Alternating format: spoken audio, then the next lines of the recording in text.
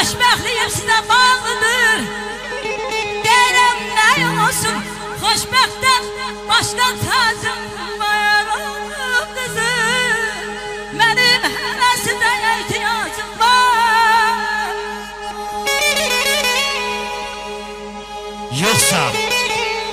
Yoxsa ey gül, yenə Gülzarda nə hal eyləmisən? Gönçənin bağrını qan bülbülü lal eyləmisən? Qamətin sayə salan yerlərə gültəz sürtər üzün, məgər eymə günəşə ərzi camal eyləmisən? Aşiqin köllünü yıxmaq gözəlim yaxşı deyil. Tutar ahım səni, axır ki nə xəyal eyləmisən? Sən ki yox edin, nə bilirdin, əlam-ı eşq nədir?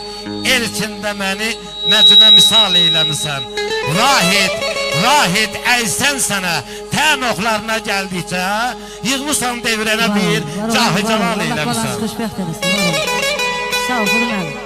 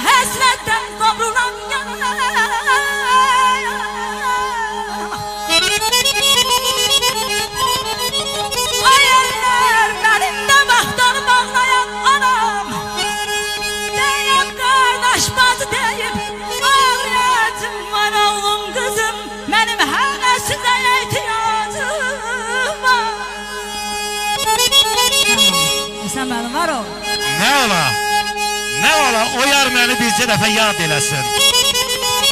Bu sınıq könlümü aləmdə dəxi şad eləsin.